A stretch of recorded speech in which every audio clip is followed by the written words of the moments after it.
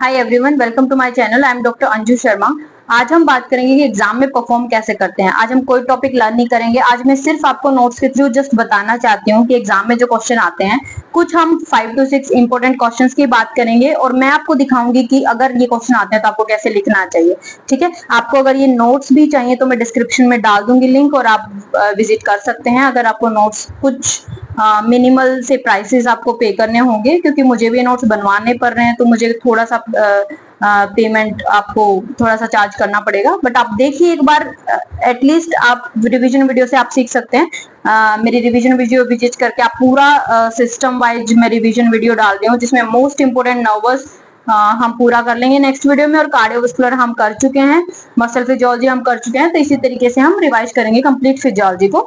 ठीक है, तो मैं आपको कुछ मेन टॉपिक्स दिखाना चाहती हूँ जो कि बहुत ज्यादा फ्रिक्वेंटली पूछे जाते हैं और मोस्टली स्टूडेंट्स जो है बहुत ही पुअर परफॉर्मर होते हैं इसमें। आपको टॉपिक आता है, देखने से पता चलता है कि आपको टॉपिक आता है, लेकिन जो राइटिंग स्टाइल है वहां आप मार खा जाते हैं। तो आज मैं आपको थोड़ा सा आइडिया देना चाहूंगी और 100% ये क्वेश्चंस इनमें से पक्का पूछे जाएंगे और आपको कहीं ना कहीं बेनिफिट करने वाले हैं। ठीक है, ओके, तो चलो शुरू करते हैं। देखो, जैसे for example properties of cardiac muscle. ठीक है, प्रॉपर्टीज ऑफ कार्डियक मसल आपको कोई भी यूट्यूब वीडियो भी नहीं बताएगी कि एग्जैक्टली लिखते कैसे हैं। तो देखो, एक जनरल सा जो लेआउट है वो आपके अंदर होना चाहिए। Morphological properties, electrical properties, mechanical properties and metabolic properties. ठीक है, ये वीडियो मैं ऑलरेडी बना चुकी हूँ। Metabolic properties and morphological properties कोई स्पेसिफाई नहीं करता जब भी प्रॉपर्टीज पूछी जाती हैं, बट माइनर सा डिस्क्रिप्शन आपके पास होना चाहिए। आप चाहें तो मेटाबॉलिक ड्रॉप कर सकते हैं, बट अगर इलेक्ट्रिकल और मैकेनिकल की भी अगर हम बात करें तो ये सारी प्रॉपर्टीज हमें पता होनी चाहिए। ठीक है, अब क्वेश्चन आता है, इन प्रॉपर्टीज के बारे में एक एक लाइन लिखने से थोड़े ना मार्क्स मिल जाएंगे, तो थोड़ा सा आइडिया होना चाहिए आपको कि कैसे करना है ये टॉपिक। तो पहले आप जैसे स्ट्रक्चर ड्रॉ करके आप कुछ यूनिक पेक्युलरिटीज बता देंगे, गैप जंक्शन प्रेजेंट होता है जैसे, ठीक है, और इंट्रीग्रेटेड डिस्क प्रेजेंट होती है। जो कार्डियक मसल है दैट एक्ट एज सिंसेशियम। ठीक है, टी ट्यूब्यूल और एसआर में क्या डिफरेंस है compared with skeletal muscle. So main बात आती है इलेक्ट्रिकल प्रॉपर्टीज। ठीक है, तो जनरल प्रॉपर्टीज के बारे में स्ट्रक्चरल कंपोनेंट डिस्कस करके फिर ऑटोरिदमिसिटी प्रॉपर्टी जो है, सो इलेक्ट्रिकल प्रॉपर्टी हमारी ऑटोरिदमिसिटी, एक्साइटेबिलिटी और कंडक्टिविटी आएगी। ऑटोरिदमिसिटी में आप बताएंगे कि पेसमेकर पोटेंशियल की क्या प्रॉपर्टी है, आखिर क्या है जिसकी वजह से हार्ट की जो मसल है वो दोबारा रिदम जनरेट कर पाती है। ऑटोरिदमिसिटी पे इसका मतलब हमें क्या बताना है, पेसमेकर पोटेंशियल, और पेसमेकर पोटेंशियल के फेजेस जो हैं वो कैसे, फनी चैनल्स का क्या रोल है। ठीक है, इस तरीके से हम फेजेस बता देंगे, लेकिन साथ में हम ड्रॉ करेंगे पेसमेकर पोटेंशियल को। तो पेसमेकर पोटेंशियल ड्रॉ करके बस इसके फेजेस बताने हैं। इससे आपकी ऑटोरिदमिसिटी प्रॉपर्टी जो है वो कंप्लीट हो जाएगी। ये चीज कोई नहीं बताता, हमें पता ही नहीं होता कि हमें एग्जैक्टली लिखना क्या है। ठीक है, देन एक्साइटेबिलिटी प्रॉपर्टी। अब सिर्फ डेफिनेशन से मार्क्स नहीं मिलते बच्चों, इसलिए मैं बताना चाह रही हूँ। इसमें एक्साइटेबल है मतलब किसी स्टिमुलस के आने पे मसल एक्साइटेबल है, इसका मतलब cardiac muscle action potential, right. तो यहाँ पे हमें बताना कार्डियक मसल एक्शन पोटेंशियल, और ऑब्वियसली कार्डियक मसल की बात आई तो ये वाला ग्राफ आएगा, है ना। ऑटोरिदमिसिटी की बात आए तो पेसमेकर पोटेंशियल वाला आएगा। तो अल्टीमेटली आपको अच्छे से बताना है कि फेज 1, फेज 2, फेज 3 होते क्या क्या हैं और कौन से आयन रेस्पॉन्सिबल होते हैं। डायरेक्टली पूछ लिया जाता है कभी कभी कि एक्शन पोटेंशियल और उसका आयनिक बेसिस बताओ, तो आपको कुछ नहीं करना, सिंपली एक एक्शन पोटेंशियल का ग्राफ ड्रॉ करना है। ठीक है, और उसके बाद उसके फेजेस के बस आयनिक, कौन सा आयन बाहर जा रहा है कौन सा अंदर आ रहा है, बस ये तो बताना है। ठीक है, वो आयनिक बेसिस हो जाता है। बट अल्टीमेटली फिर भी बहुत सारे बच्चे हैं जो ठीक नहीं करते, और कुछ तो ऐसे हैं जो एक्शन पोटेंशियल पूछा और ईसीजी बता जाते हैं। तो एक्शन पोटेंशियल नहीं होता ईसीजी, ईसीजी सबमिटेड पोटेंशियल होता है। ठीक है, ओके, कार्डियक साइकिल तो बिल्कुल नहीं बताना। ठीक है, कार्डियक साइकिल तो मैकेनिकल प्रॉपर्टी हो गई। तो समझ आया, तो टू द पॉइंट बात करेंगे, जो भी पूछा गया है हमें बस वही लिखना है, दैट्स इट। मैकेनिकल प्रॉपर्टीज की बात आए तो रिफ्रैक्टरी पीरियड तो हम चलो सब बता ही देंगे। ठीक है, और अगर ऑल और नन लो वो भी आप कोशिश कीजिए कि डायग्राम आप प्रेजेंटेशन दें, जैसे ऑल और नन लो है या स्टिमुलस दिखा देना है और एम्पलीट्यूड दिखा देना है, सेम टू सेम रहेगा, हर एक में कोई चेंज नहीं होगा, है ना। और ऐसे ही आप स्टेयरकेस फेनोमेना भी ड्रॉ करके बता सकते हैं। ठीक है, और उसका रीजन बता सकते हैं। ये हो गया submitted summation of subliminal stimuli. ऐसे ही जैसे कि सब थ्रेशोल्ड से कुछ हो नहीं रहा और जैसे इस बहुत सारे सब थ्रेशोल्ड दिए तो एक एक्शन पोटेंशियल जनरेट हो गया। तो इस तरीके से डायग्रामेटिक प्रेजेंटेशन देंगे तो आपके मार्क्स अच्छे आएंगे। ठीक है, बाकी आप वीडियो विजिट कर सकते हैं, ये मैंने ऑलरेडी बना रखी है कैसे करना है कैसे नहीं। ओके, नोट्स अगर आप ये चाहें कि क्या एग्जैक्टली लिखना होता है उसमें तो आप नोट्स परचेज भी कर सकते हैं। ठीक है, तो ये हो गया cardiac muscle, properties of cardiac muscle. Okay बहुत सारे बच्चों ने रिक्वेस्ट डाली थी कि मैम कार्डियक साइकिल कैसे लिखना है, समझ नहीं आता, पूरा कार्डियक साइकिल आता है हमें बट समझ नहीं आता कैसे लिखना है, इसीलिए स्पेसिफिकली मैंने ये वीडियो बनाई है। ओके तो कार्डियक साइकिल की बात करते हैं। तो पहले आप डिफाइन करेंगे, ठीक है, फिर आप उसके सिस्टोल डायस्टोल फेजेस को बता देंगे, ठीक है, और उसकी ड्यूरेशन बता देंगे। देन उसके बाद आप इवेंट्स पे फोकस करेंगे, इवेंट्स में एक एक करके फोकस करेंगे। एट्रियल सिस्टोल से नहीं करना, वेंट्रिकल सिस्टोल से शुरू कर सकते हो, इट्स योर चॉइस, आप ये भी कर सकते हो, ये लास्ट में भी कर सकते हो, ऑब्वियसली डायस्टोल फेज में ये आ ही जाएगा, राइट, तो यहाँ से भी शुरू कर सकते हो। तो पहले मेन हेडलाइन डालोगे वेंट्रिकल सिस्टोल, फिर आइसोवोल्यूमेट्रिक कॉन्ट्रैक्शन। अब उसके अंदर 3-3 4-4 लाइन में आपको जस्ट बताना होगा कि इस फेज में हुआ क्या और कितनी ड्यूरेशन है, कौन सी वॉल्व ओपन हुई, कौन सा हर्ट साउंड आया, ठीक है, जैसे ये आइसोवोल्यूमेट्रिक है तो AV valve close, first heart sound, ठीक है, समझ रहे हो। तो फिर इजेक्शन फेज हो गया, इजेक्शन में रैपिड स्लो फेजेस हो गए है ना, स्लो इजेक्शन फेज हो गया। फिर उसके बाद वेंट्रिकल डायस्टोल में आप बताएंगे कि कैसे सेमिलर नर्व वॉल्व क्लोज होने से सेकंड हर्ट साउंड आता है। तो देखो कोशिश क्या करो कि जब कोई एक पिक्यूलियर चीज दिखा रहे हो जैसे heart sound close of these valves, ठीक है, अब उसको थोड़ा सा आप कुछ क्लाउड शेप में कुछ भी लाइक हाईलाइट कर दो, ठीक है, तो इस तरीके से इंप्रेशन अच्छा जाता है। ओके तो ये फिर रिलैक्सेशन फेज चल रहा है ना, उसमें फिर फिलिंग फेज हो गया, ठीक है, तो इस तरीके से आप स्टेप बाय स्टेप जो है एक्सप्लेन कर सकते हैं, ठीक है। तो अल्टीमेटली ये फिनिश हो जाएगा और आप ये एंड में भी लिख सकते हैं, स्टार्टिंग में भी लिख सकते हैं। ये आपको जस्ट समराइज करने के लिए, ये देखो एक ही छोटी सी चीज जगह में सारा डिस्क्रिप्शन है, कब हर्ट साउंड 1 है, कब हर्ट साउंड 2 है, कौन कौन से फेजेस हैं, क्या क्या ड्यूरेशन है। एंड ऑब्वियसली कार्डियक साइकिल अगर आता है तो ये मत भूलिएगा, ये बहुत ही आसान है। आप वीडियो चैनल पे विजिट कीजिए, कार्डियक साइकिल वाली वीडियो प्ले कीजिए और देखिए कि आप किस तरीके से ड्रॉ कर सकते हैं, ठीक है, साथ साथ ड्रॉ करेंगे तो आपको ये बहुत ही ईजी लगेगा। तो ये हो गया कार्डियक साइकिल, बस इतना ही करना है हमें और कुछ नहीं चाहिए। एक ईसीजी बताना चाहूंगी मैं, क्योंकि ईसीजी में बच्चे बहुत ही खराब परफॉर्म करते हैं। बहुत ही सिंपल चीज अब पूछा होता है, 3 मार्क्स का क्वेश्चन आता है हमेशा ईसीजी, तो आपको बस डिफाइन करके ईसीजी की वेव ड्रॉ करके और इन सबका बस मीनिंग बताना है और इनका कौन कौन सा। और पहली बात यहाँ डीपोलराइजेशन लिखना है, कॉन्ट्रैक्शन या रिलैक्सेशन नहीं, क्योंकि ये हमारी पोटेंशियल चेंज की बात हो रही है, यहाँ पे मैकेनिकल चेंज की नहीं, राइट। तो इस तरीके से हम ये लिखेंगे। और ईसीजी में अगर आप इससे ज्यादा बता तो आप बता सकते हैं कि वेव कौन सी होती है, सेगमेंट कौन से होते हैं, इंटरवल कौन से होते हैं और उनकी ड्यूरेशन और कोड, उनका जो जैसे कोई भी इंटरवल है तो कहाँ से स्टार्ट और कहाँ पे एंड हो रहा है। बस इससे ज्यादा आप कुछ नहीं करना। अगर ये भी आप नहीं बताना चाहें, इनके जस्ट नाम लिखना चाहें, वेव, सेगमेंट और इंटरवल के जस्ट नाम लिख के छोड़ दीजिए। 3 मार्क्स का क्वेश्चन मोर देन इनफ हो जाता है, इतना काफी है। अब बच्चे क्या करते हैं, उसमें कार्डियक साइकिल बता रहे होते हैं, ये आपको पता नहीं होता है ईसीजी में क्या करना, तो ये बहुत ही आसान है, टू द पॉइंट हम आंसर करें, ठीक है। एक कार्डियक आउटपुट जो है वहां बच्चे बहुत कंफ्यूज होते हैं, कार्डियक आउटपुट क्या करना है। तो you have to start with definition, formula से स्टार्ट करेंगे हम। स्ट्रोक वॉल्यूम क्या होता है, ठीक है। कार्डियक इंडेक्स जो है वो भी बहुत बार पूछ लिया जाता है क्या होता है, तो इफ बॉडी सरफेस एरिया से डिवाइड कर दो कार्डियक इंडेक्स आ जाएगा, ठीक है। 100% पूछा जाता है रेगुलेशन ऑफ कार्डियक आउटपुट, तो हमें बात करनी है स्ट्रोक वॉल्यूम और हार्ट रेट, इन दोनों की रेगुलेशन हम बात करेंगे। अब स्ट्रोक वॉल्यूम में हम बताएंगे प्री लोड, आफ्टर लोड और मायोकार्डियल कॉन्ट्रैक्शन। और हार्ट रेट तो सिंपैथेटिक और पैरासिम्पैथेटिक होता ही है। अब प्री लोड में जैसे आप बता सकते हो कि थोरैसिक पंप, कार्डियक पंप और मसल पंप, इनमें क्या क्या होता है। ऐसे आप आफ्टर लोड बता सकते हो कि आफ्टर लोड से अल्टीमेटली आपको हर स्टेप पे रिलेट करना है कि स्ट्रोक वॉल्यूम क्या होगा, स्ट्रोक वॉल्यूम के ऊपर इफेक्ट और कार्डियक आउटपुट के ऊपर जो है क्या इफेक्ट होगा। कॉन्ट्रैक्टिलिटी की अगर बात करें तो फ्रैंक स्टार्लिंग लॉ नहीं छोड़ना, ठीक है, जब भी कार्डियक आउटपुट पूछा जाए। प्लस फ्रैंक स्टार्लिंग लॉ में लेंथ टेंशन रिलेशनशिप, आप जितने ग्राफ ड्रॉ करेंगे उतने ज्यादा आप मार्क्स सिक्योर कर पाएंगे, ठीक है। और आप उसे एक्सप्लेन जरूर कीजिए कि इन ग्राफ में हो क्या रहा है।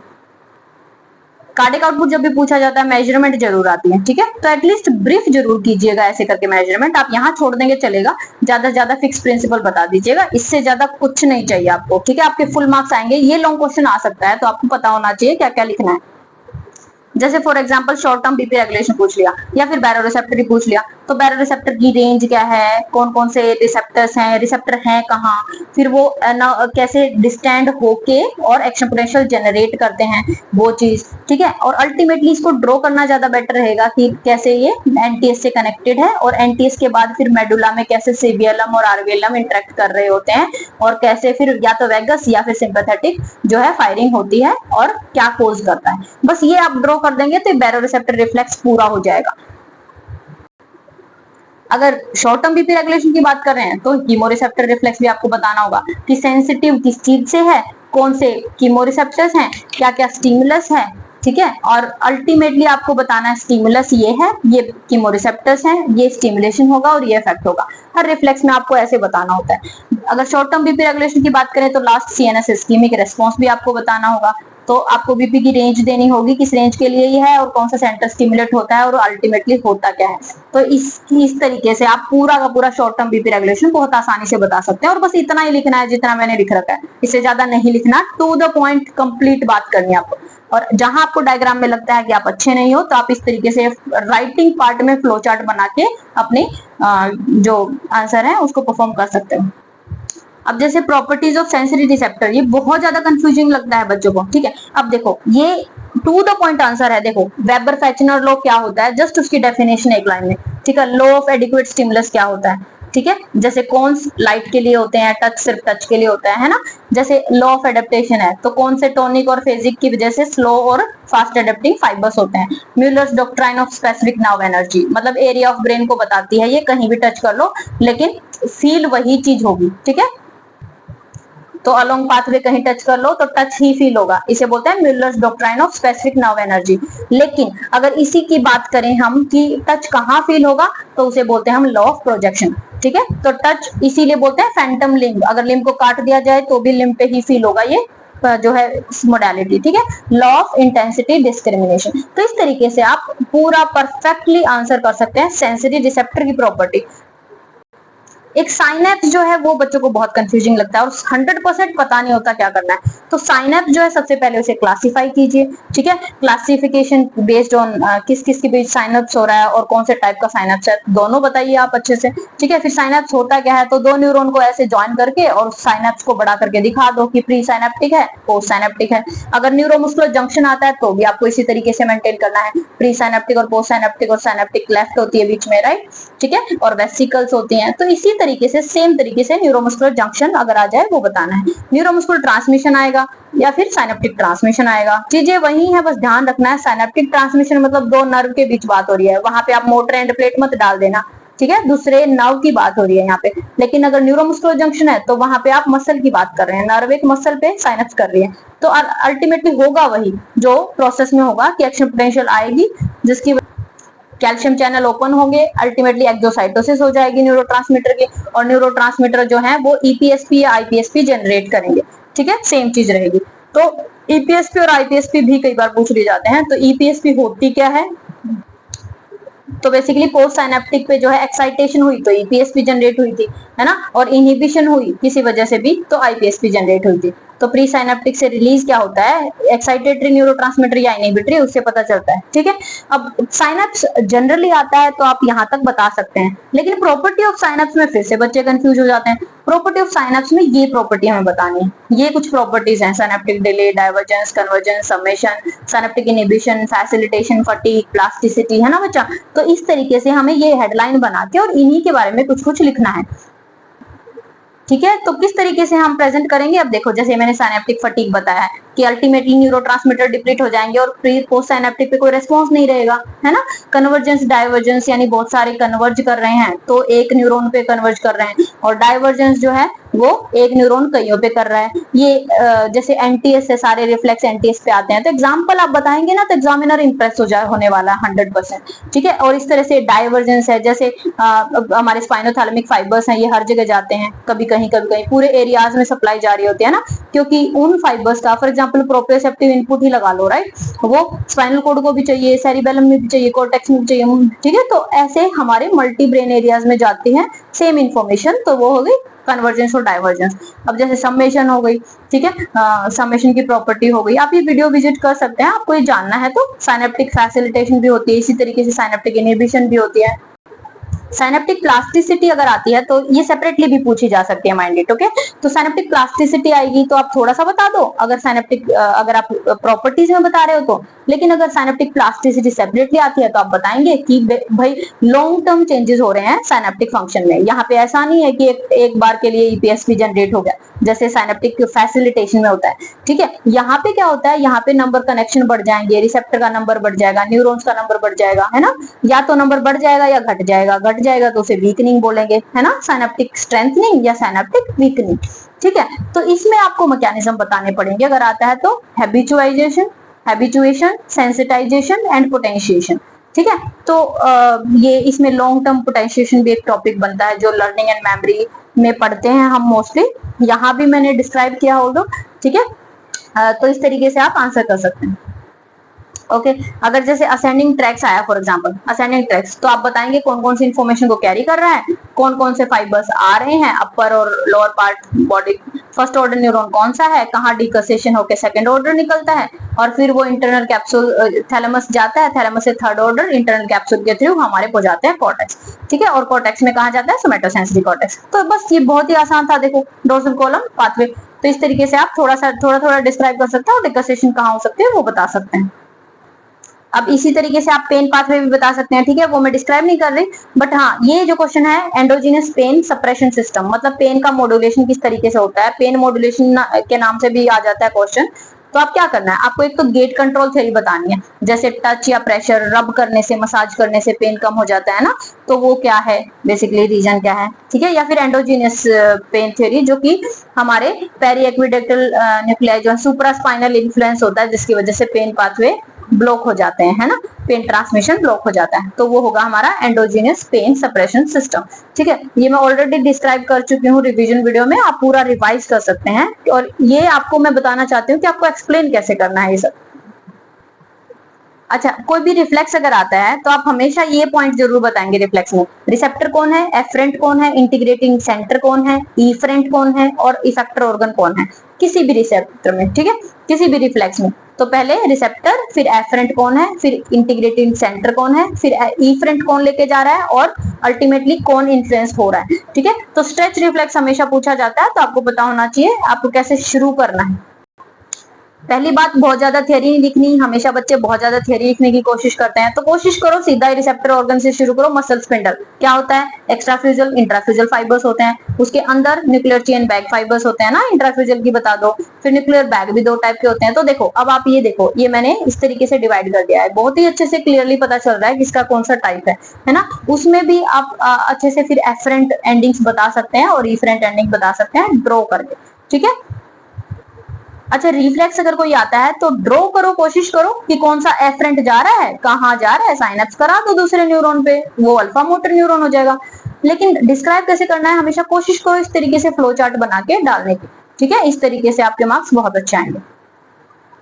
एक बहुत इंपॉर्टेंट क्वेश्चन होता है सेरिबैलम। अब देखो सेरिबैलम में पहले आप बताएंगे एनाटॉमिकल डिवीजन, कौन कौन से लोब होते हैं, कौन से फिशर उन्हें डिवाइड करते हैं, ठीक है। फंक्शनल डिवीजन कौन सी है, अगर फंक्शनल डिवीजन आई है तो थोड़ा थोड़ा फंक्शनल डिवीजन के फंक्शन वगैरह बताएंगे आप, कौन से डिवीजन है और क्या क्या फंक्शन होते हैं, ठीक है।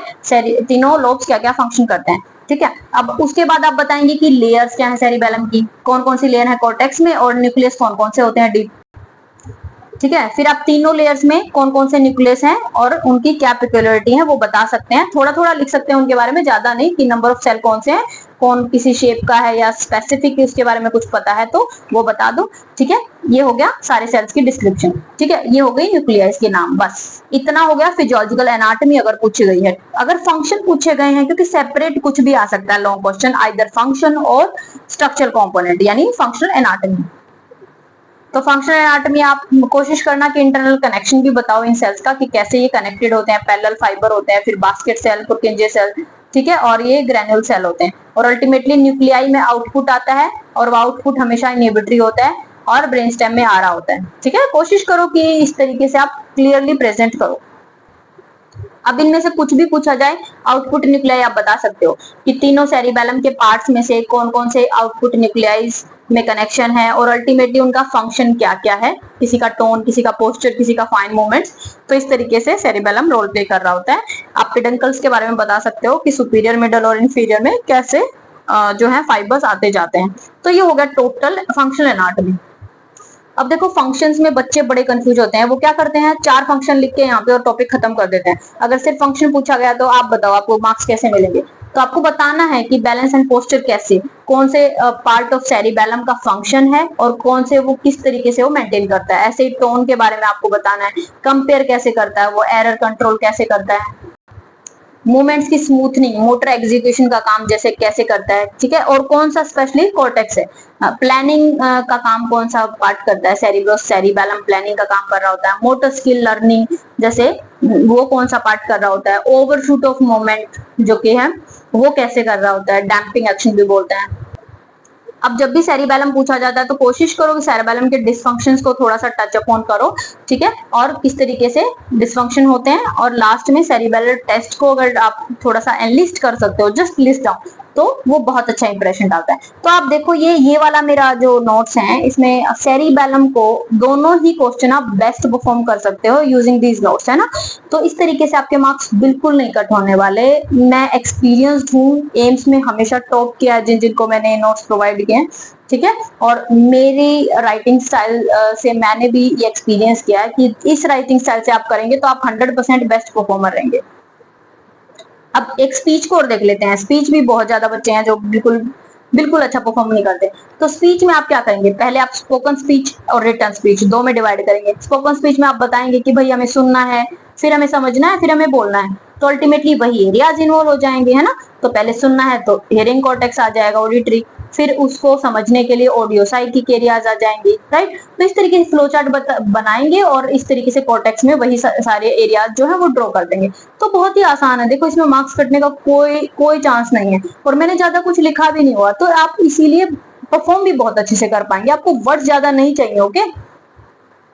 अब रिटन स्पीच है तो उसमें भाई हमें पढ़ना पड़ेगा। रिटन स्पीच मतलब हम उसे सुन देख के पढ़ रहे हैं, फिर समझ रहे हैं और फिर बोल रहे हैं या लिख रहे हैं। तो इसीलिए पहले तो हमें देखना है तो विजुअल कॉर्टेक्स आ जाएगा रास्ते में, है ना, और फिर ऐसे ही हमें लिखना भी है तो एक्शनल एरिया आ जाएगा। तो इसीलिए आप ये साथ में ड्रॉ करेंगे तो ये बहुत ही आसान है। ये मैं वीडियो ऑलरेडी बना चुकी हूँ, कोई कंफ्यूजन है तो। अल्टीमेटली एफेजियाज भी पूछे जाते हैं। अगर ये दोनों कॉन्सेप्ट आपको क्लियर है तो सेंसरी, अगर ऑर्गन सेंसरी स्पीच एरिया अगर डैमेज हो गया तो sensory aphasia, motor speech area damage हो गया तो मोटर, दोनों हो गए तो ग्लोबल, राइट। कंडक्शन यानी कंडक्शन फाइबर्स अगर लॉस्ट हो गए, आर्कुएट फैसिकल्स। तो समझ में आ रहा है? तो इस तरीके से आप बहुत अच्छे से लिख सकते हैं अगर सिर्फ स्पीच भी पूछा जाता है तो। एक लास्ट टॉपिक डिस्कस करूंगी, फंक्शन ऑफ हाइपोथैलेमस कैसे परफॉर्म करना है।